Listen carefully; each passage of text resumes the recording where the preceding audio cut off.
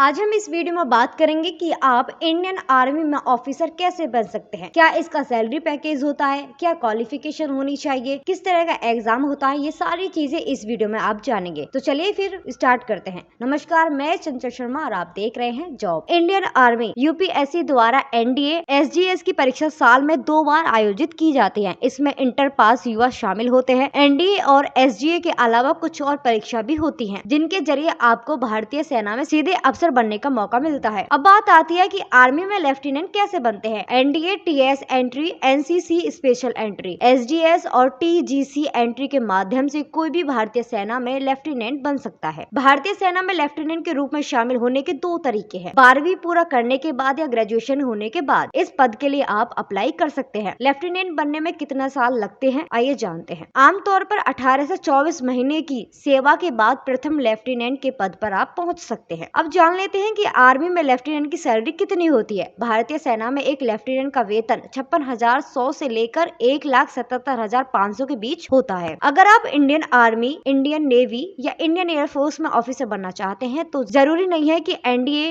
SDS के exam देने पड़े। एनडीए के लिए आयु सीमा 16.5 से 19.5 निर्धारित की गई है, जबकि एसडीएस के लिए ग्रेजुएट्स अप्लाई कर सकते हैं। इसके लिए आयु सीमा 19 से 24 तय की गई है। इस आयु के निकलने के बाद भी आप सेना में अफसर बन सकते हैं। जी हाँ दोस्तों, यूपीएससी द्वारा सेना में ऑफिसर भर्ती के लिए आयोजित की जाने वाली एनडीए और एसडीएस परीक्षाओं के अलावा भी कई और रास्ते हैं आपके पास। इनके जरिए आप भारतीय नौजवान थल सेना, वायु सेना और नेवी में ऑफिसर बन सकते हैं। इस आर्टिकल में हम आपको भारतीय सेना में बतौर ऑफिसर नियुक्त होने के अन्य विकल्पों के बारे में भी बताएंगे। AFCAT air force common admission test योग्यता, इसके लिए ग्रेजुएट्स और ग्रेजुएशन फाइनल ईयर स्टूडेंट इस एग्जाम में शामिल हो सकते हैं। आयु सीमा इसके तहत फ्लाइंग और टेक्निकल ब्रांच के लिए उम्र 19 से 24 है, जबकि नॉन टेक्निकल ब्रांच के लिए आयु सीमा 19 से 26 साल की रखी गई है। अगर देखे जाए फ्लाइंग ब्रांच के लिए बीटेक में 100% अंक मांगे जाते हैं। यह एग्जाम साल में 2 बार आयोजित किया जाता है। इसके जरिए युवा वायुसेना के अलग अलग ब्रांच में अफसर बनते हैं। अब बात करते हैं टीजीसी टेक्निकल ग्रेजुएट्स कोर्स योग्यता, इसके लिए बीटेक, बीई या फाइनल ईयर स्टूडेंट्स आवेदन कर सकते हैं। आयु सीमा रजिस्ट्रेशन के लिए आयु सीमा 20 से 27 निर्धारित की गई है। इसके लिए चयन एसएसबी और मेडिकल के बाद कैंडिडेट्स ऑफिसर के तौर पर इंडियन मिलिट्री एकेडमी ज्वाइन कर सकते हैं। इस परीक्षा में इस ब्रांच के लिए अलग अलग कट ऑफ जारी किया गया है। अब बात करते हैं शॉर्ट सर्विस कमीशन टेक्निकल की योग्यता, इसके लिए बीई, बीटेक या फाइनल ईयर स्टूडेंट्स आवेदन कर सकते हैं। आयु सीमा मेल कैंडिडेट्स के लिए 20 से 27 साल और फीमेल कैंडिडेट्स के लिए 19 से 25 साल के लिए होती है। इसका कट ऑफ एसएसबी के बाद रिलीज किया जाता है। भर्ती प्रक्रिया के तहत रजिस्ट्रेशन, एसएसबी, मेडिकल राउंड्स होते हैं। इसमें चयनित कैंडिडेट सीधे अफसर बन सकते हैं। अगर बात करें सिपाही एक्स ग्रुप की, इसकी सैलरी होती है यानी कुल मिलाकर 22,900। और वहीं वाई ग्रुप की सैलरी की बात करें तो इस कैटेगरी में करीब 27,100 रुपए की सैलरी मिलती है। अगर बात करें फौजी की 1 महीने की सैलरी कितनी होती है, सरकारी क्षेत्र की बात करें तो लगभग 25,000 से 30,000 के बीच होती है। यदि आप प्राइवेट बात करते हैं तो 10,000 से 15,000 तक की सैलरी मिलती है। अगर आप अपनी खुद की लैब चलाते हैं तो मासिक का वेतन आप 50,000 कमा सकते हैं। अब बात करते हैं भारतीय नौसेना में अग्निवीरों के बारे में। भारतीय सेना, भारतीय वायुसेना और भारतीय नौसेना में अग्निवीरों के लिए उनकी सेवा के अंतिम वर्ष में 40,000 प्रति माह सैलरी दी जाएगी। इसमें से सेवा निधि पैकेज के रूप की बात करें तो 12,000 की कटौती भी की जाएगी। उदाहरण के तौर पर समझते हैं, 20 साल की सेवा के साथ सेवानिवृत्त होने का मतलब यह है कि आपकी सेवानिवृत्त पेंशन 30 महीने के उत्तम वेतन औसत का 50% होगी। 40 वर्षों के बाद छोड़ने की प्रतीक्षा करने से आपकी पेंशन आपके मासिक वेतन औसत का 100% हो जाएगी। आर्मी में रिटायर होने की उम्र क्या है? जीडी में 48 और क्लर्क के लिए 50 साल निर्धारित है। भर्ती निर्देशक ने बताया कि डीएससी में भर्ती होने के बाद पूर्व सैनिक जीडी में 48 साल की उम्र तक सेवा में बना रह सकता है। वहीं क्लर्क की बात करें तो 50 साल की उम्र निर्धारित की गई है। अब बात करते हैं आर्मी के सिलेबस के बारे में। जनरल नॉलेज में 30 अंक के 15 प्रश्न पूछे जाएंगे। जनरल साइंस में भी 30 अंक के 15 प्रश्न पूछे जाएंगे। वहीं मैथ में लॉजिकल रीजनिंग की 5 अंक के 15 प्रश्न पूछे जाएंगे। अब बात कर, इससे अच्छा मौका कहीं नहीं मिलेगा, आपको जल्दी से जाके अप्लाई करें। अगर आपको हमारी वीडियो अच्छी लगी हो तो लाइक, शेयर, कमेंट करना ना भूलें।